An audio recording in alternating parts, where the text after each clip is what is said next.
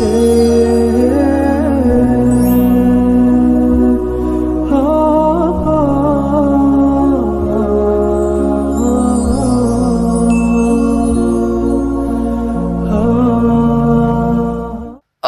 بالله من الشيطان الرجيم.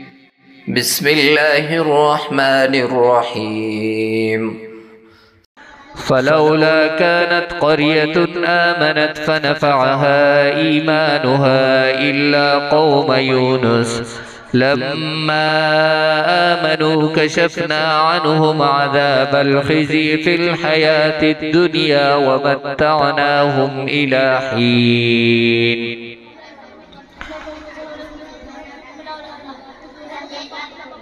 ولو شاء ربك لآمن من في الأرض كلهم جميعا أفأنت تكره الناس حتى يكونوا مؤمنين وما كان لنفس أن تؤمن إلا بإذن الله ويجعل الرجس على الذين لا يعقلون.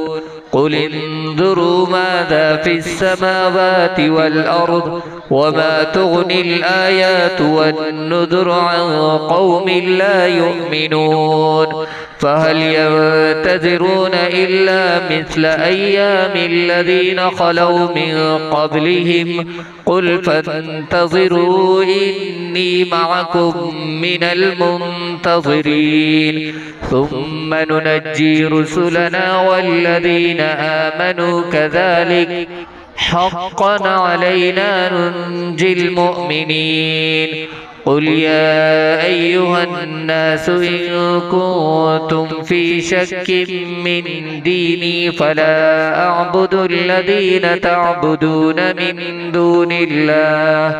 من دون الله ولكن أعبد الله الذي يتوفاكم وأمرت أن أكون من المؤمنين وأن أقم وجهك للدين حنيفا ولا تكونن من المشركين ولا تدع من دون الله ما لا ينفعك ولا يضرك فإن فعلت فإنك إذا من الظالمين.